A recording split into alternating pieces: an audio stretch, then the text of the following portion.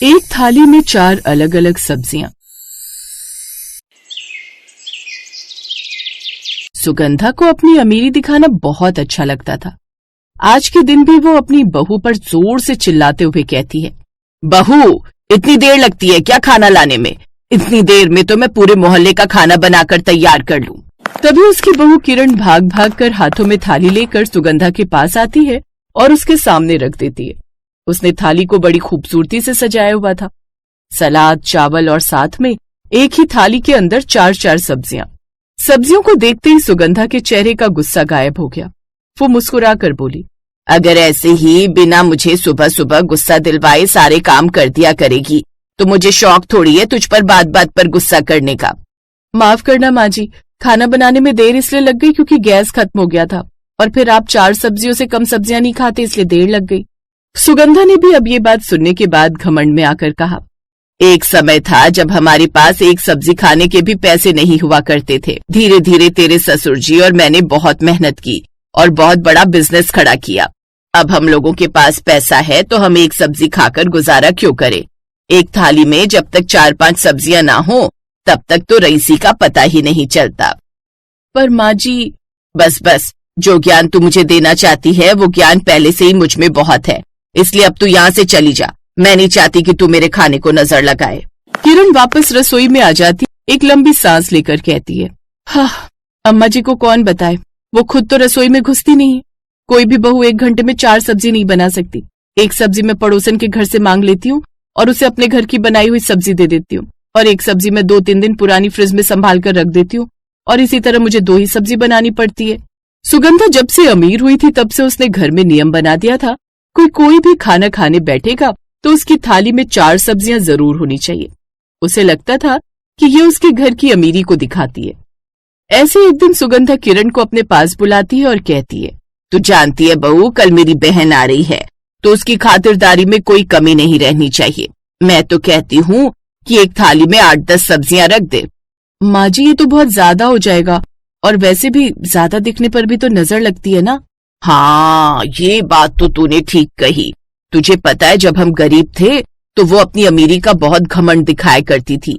अब हम अमीर हैं तो थाली के अंदर ऐसी 4-5 सब्जियां लगाना जिसे खाकर उसका घमंड चूर चूर हो जाए। माँ जी, आप बिल्कुल भी फिक्र मत कीजिए, मैं सब चीजों का बहुत अच्छे से ध्यान रखूंगी। और हाँ, मुझे आपने पहले भी बताया था कि जब आप गरीब थे तो आपने उनसे पैसे मांगे थे और उन्होंने पैसे देने से साफ मना कर दिया था। मना कर दिया था? अब ये बात उन लोगों को बताना तो होगा ना कि अब हम उन लोगों से कितना आगे निकल चुके हैं। अगले दिन सुगंधा की बहन काव्या अपने पति मधुर के साथ आती है। सुगंधा उसे देखते ही अपनी अमीरी के किस्से सुनाने लगती है और तभी मधुर कहता है, तुमने इतनी मेहनत भी तो की है सुगंधा, इसीलिए तो तुम्हें और तुम्हारे पति को ये सब कुछ मिल पाया। हमें तुम पर गर्व है।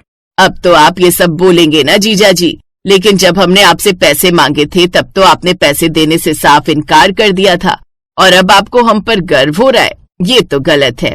इन सब बातों को छोड़िए ना माँ जी, क्या आप भी ये सब बातें लेकर बैठ गई? चलिए सब मिलकर खाना खा लेते हैं। सभी लोग खाना खाने बैठ जाते हैं। जहाँ सुगंधा महंगी सब्जियां खा रही थी, वहीं काव्या और मधुर सिर्फ दाल का स्वाद ले रहे थे। ये सब कुछ देखकर अब किरण को भी अजीब लगा। मौसी जी, कुछ समझ में नहीं आया, सामने कितनी अच्छी अच्छी सब्जियां रखी हैं और आप सिर्फ दाल खा रही हैं। दरअसल बेटा, हमें तो दाल ही अच्छी लगती है। बेकार में सुगंधा ने इतनी तकलीफ दी और तुमसे ये 4 सब्जियां बनाकर तैयार करवाई। दरअसल बेटा, हमें तो दाल ही अच्छी लगती है। बेकार में सुगंधा ने इतनी तकलीफ दी और तुमसे 4 सब्जियां बनवाकर तैयार करवाई। सुगंधा को फिर से अपना घमंड प्रदर्शन करने का मौका मिल जाता है और वो कहती है, कोई गलतफहमी हो गई है आपको जीजा जी। बस आपको दिखाने के लिए 4 सब्जियां नहीं बनी हैं। हमारे घर में जब भी खाना बनता है तो थाली में 4 सब्जियां ही होती हैं। वो क्या है ना, अब हम अमीर हो गए हैं।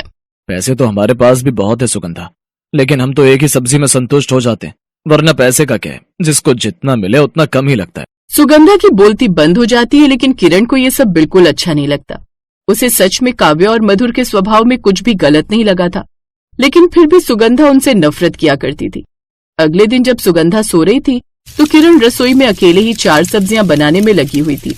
मैं नहीं चाहती कि मैं मौसी जी और मौसा जी को पुरानी सब्जियां खिलाऊं, तो 3 सब्जी बनाकर तैयार कर लेती हूँ। तब तक खिड़की से पड़ोसन 4थी सब्जी देकर चली जाएगी। किरण ये सब बोल रही होती है कि तभी रसोई में काव्या आती है। वो किरण के कंधे पर हाथ रखती है। उसने किरण की सारी बातें सुन ली थी। किरण घबरा जाती है और काव्या कहती है, मैं जानती हूँ किरण कि तुम्हें मेरी बहन की वजह से बहुत कुछ झेलना पड़ रहा है। दरअसल उसने भी अपने जीवन में बहुत संघर्ष किया है। हाँ, ये बात तो है मौसी जी, लेकिन मुझे समझ में नहीं आता कि वो आप लोगों से इतनी नफरत क्यों करती हैं। बस आपने पैसे देने से मना कर दिया था, बस इसलिए। दरअसल मधुर जी का काम भी उन दिनों बहुत धीमा चल रहा था और बच्चों की पढ़ाई भी थी। मैं उस घर में नई नई शादी करके गई थी तो अपने सास ससुर के आगे मेरा जोर नहीं चल पाया, और जब मेरी बहन ने मुझसे पैसे मांगे तो मैं उसे नहीं दे पाई। मुझे आज भी उस बात का अफसोस है, लेकिन वो इस गम से निकल नहीं पाई है और आज भी मुझे दोषी मानती है। मुझे इससे भी कोई ऐतराज नहीं है, लेकिन आज नहीं तो कल सही रास्ते पर तुम्हें ही उसे लाना होगा। काव्या ये बोलकर रसोई से चली जाती है। किरण समझ जाती है कि अब उसे ही कुछ ऐसा करना होगा जिससे सुगंधा अपनी झूठी अमीरी का घमंड छोड़ दे।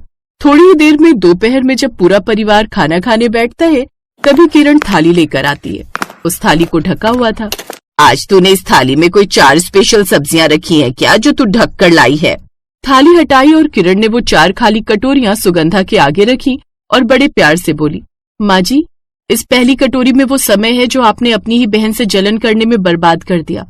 इस दूसरी खाली कटोरी में वो बर्बाद हुआ अन्न है जो आपने सिर्फ अपने घमंड की वजह से बर्बाद किया, क्योंकि आपको अपनी अमीरी दिखानी थी। इस तीसरी खाली कटोरी में वो परिवार का प्यार है जो इस खाली कटोरी की तरह आपको कभी मिल ही नहीं पाया, क्योंकि आप हमेशा लोगों से तुलना करती रही। और इस छोटी सबसे आखिरी खाली कटोरी में आपको क्या भरना है, ये अब आपके ऊपर है। किरण की बात घुमा देने वाली और बहुत गहरी थी।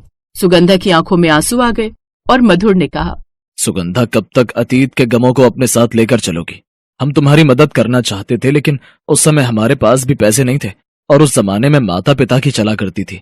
उन्होंने हमें इजाजत नहीं दी। अब तो हमें माफ कर दो। अपनों के साथ तो थाली के अंदर सूखी रोटी भी अच्छी लगती है, फिर थाली के अंदर 4 सब्जी सजा के क्या करना है? मुझे माफ कर दो बहन, मैं सच में तुमसे हमेशा गुस्सा करती थी, नफरत करती थी कि तुमने मेरी मदद नहीं की, और शायद इसी होड़ में मैं अपने जीवन में इतनी आगे निकल गई कि रिश्तों को ही पीछे छोड़ दिया। मुझसे बहुत बड़ी गलती हो गई। अगर हमें कुछ परोसना ही है तो हमें अपनों के लिए प्यार परोसना चाहिए। कोई बात नहीं माँ जी, अब जो मैंने सब्जी बनाई है वो तो लेकर आ जाओ। मैंने आप सब लोगों के लिए राजमा बनाए, क्योंकि मुझे मौसा जी ने बताया कि आप दोनों बहनों को राजमा बहुत पसंद है। सुगंधा और काव्या ये सुनकर खुश हो जाती हैं और उसके बाद अपने बचपन की बातें करते हुए साथ में मिलकर खाना खाती हैं, और खुशी खुशी अब उस परिवार में सिर्फ प्यार परोसा जाता है, किसी से तुलना करने के लिए 4 सब्जियां।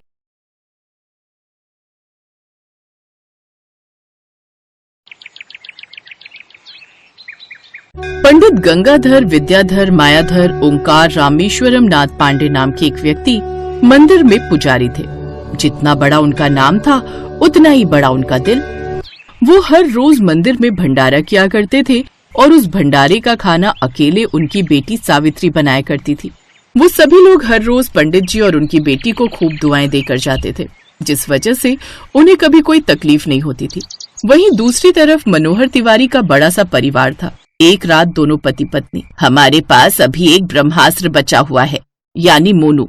बस ऊपर वाले से दुआ कीजिए कि मोनू की शादी एक ऐसी लड़की से हो जाए जो हम सबका खाना अकेले ही समय पर और स्वादिष्ट बना पाए। ऐसी लड़की मिलना तो लगभग नामुमकिन है। तो ऐसा करते हैं, हम लोग किसी वृद्धाश्रम में चलते हैं और वहीं रहते हैं। कम से कम समय पर आखिरी टाइम पर खाना तो मिलता रहेगा, क्योंकि रोज रोज हम बहुओं को कुछ कह भी तो नहीं सकते, वरना उनके पतियों को बुरा लग जाएगा। लगता है तुम सही कह रही हो, हमें वृद्ध आश्रम ही चलना पड़ेगा। हमारे बेटों को बुरा तो लगेगा, लेकिन हमारे पास इसके अलावा कोई रास्ता नहीं है। मैं कल जाकर कोई अच्छा सा वृद्धाश्रम देख लेता हूँ। अगले ही दिन मनोहर बाहर जाकर वृद्धाश्रम ढूंढने लगा। तभी रास्ते में उसे वही मंदिर दिखाई दिया जहाँ पर भंडारा चल रहा था।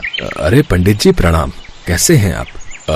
बस सब ऊपर वाले की कृपा है मनोहर लाल जी। आप बताइए कहाँ निकल पड़े आज? बहुत दिनों के बाद दिखाई दिए। कुछ नहीं पंडित जी, एक वृद्ध आश्रम ढूंढ रहा हूँ। सोच रहा हूँ मैं अपनी बीवी को लेकर किसी वृद्ध आश्रम चला जाऊँ और आगे का जीवन वहीं बिताऊं। 7 बहुएं होने के बाद भी वक्त पर खाना नहीं मिलता।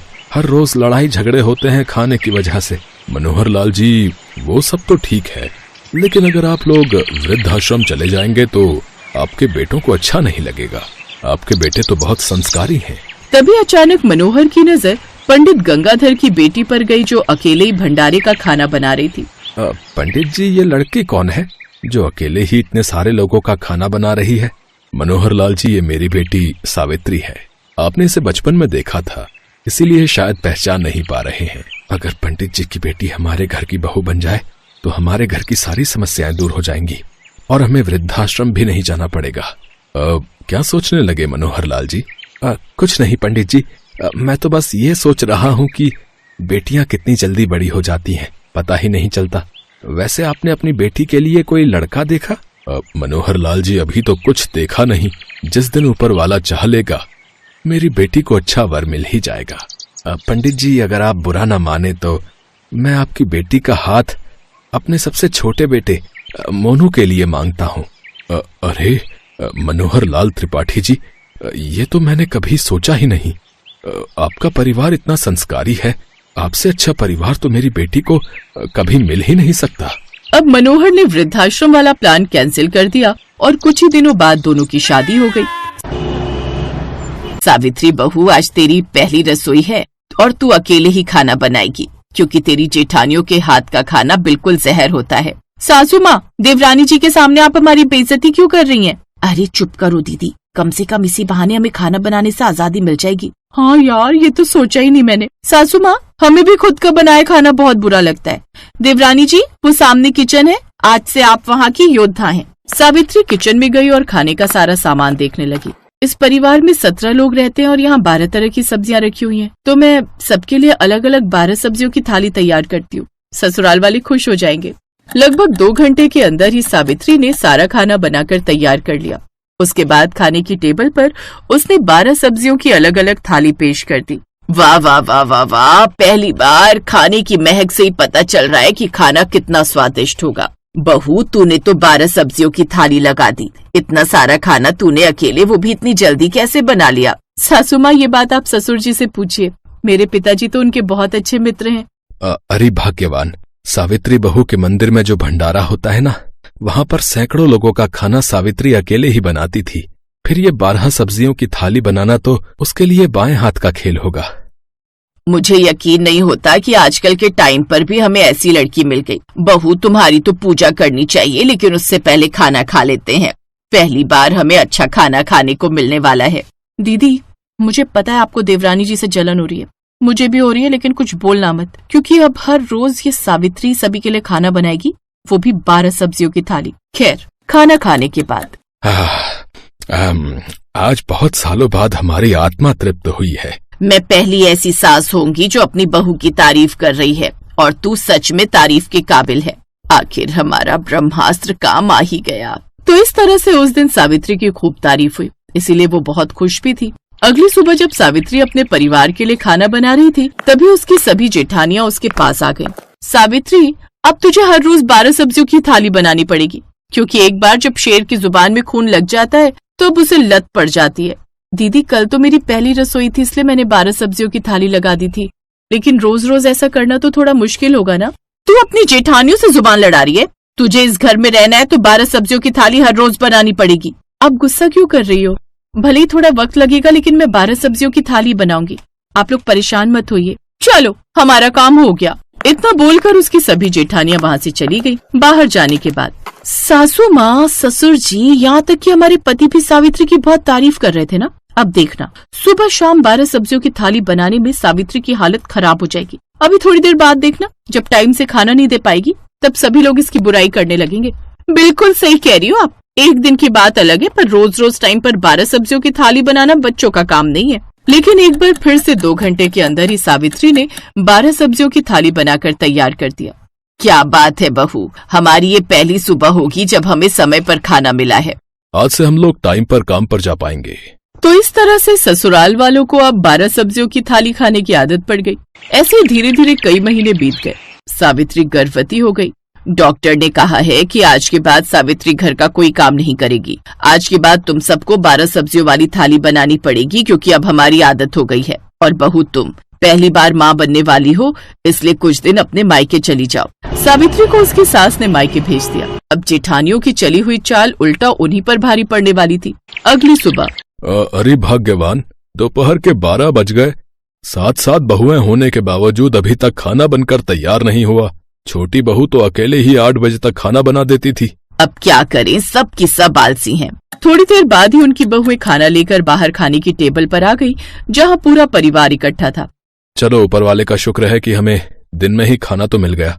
हमने तो सोचा रात हो जाएगी खाना बनाते बनाते तुम लोगों को। आप लोग जब देखो तब हमें ही ताना मारा करते हो। इतने बड़े परिवार का खाना बनाना छोटा मोटा काम नहीं है। अरे हमारा परिवार बड़ा है तो तुम लोग भी तो कम नहीं हो। 7 लोग मिलकर तो पूरे होटल का खाना बना सकते हो। हम लोग तो फिर भी सिर्फ 17 लोग हैं। और जरा ये सोचो कि सावित्री अकेली कैसे इतने सारे लोगों का खाना बना लेती थी। अच्छा अब बहस मत करो, जल्दी से खाना खाते हैं। सभी लोगों ने खाना खाना शुरू कर दिया, लेकिन खाने का एक निवाला खाते ही, भाभी खाने में तो बिल्कुल नमक ही नहीं है। लगता है गलती से इसमें आपने चीनी डाल दी है। सब्जी बिल्कुल मीठी लग रही है और दाल में तो इतना नमक है कि पूछो ही मत। मुझसे तो नहीं खाई जाएगी ये दाल। इससे अच्छा मैं सिर्फ रोटी और प्याज ही खा लेता हूँ। छोटी बहू थी तब तक हर रोज 12 सब्जियों की स्वादिष्ट थाली मिलती थी, पर आज तो एक सब्जी भी ढंग की नहीं मिली। अरे बेटा तू रोटी भी नहीं खा पाएगा। इन लोगों ने गलती से रोटी में भी नमक डाल दिया है।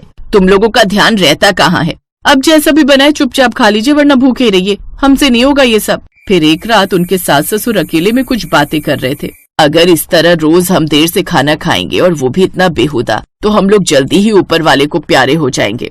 लेकिन अब किया भी क्या जा सकता है। तभी वहाँ पर सावित्री की जेठानी आ गई। सासू माँ, आज हमें अपनी गलती का एहसास हुआ। हम 7 लोग मिलकर भी एक सब्जी की थाली नहीं बना पाते, तो सोचिए सावित्री बेचारी अकेली 12-12 सब्जियों की थाली कैसे बनाती होगी। हम हर दिन जानबूझकर जलन की वजह से उससे 12 सब्जियों की थाली बनवाते थे। मुझे पता था, इसी वजह से मैंने जानबूझकर उसे मायके भेजा था, ताकि तुम लोगों की अकल ठिकाने आ जाए। सासू माँ, देवरानी जी को बुला लीजिए। हम उनसे खाना बनाना सीखेंगे, फिर सब लोग मिलजुल कर खाना बनाया करेंगे। ठीक है। अगले ही दिन सावित्री वापस आ गई और सभी मिलजुल कर काम करने लगी।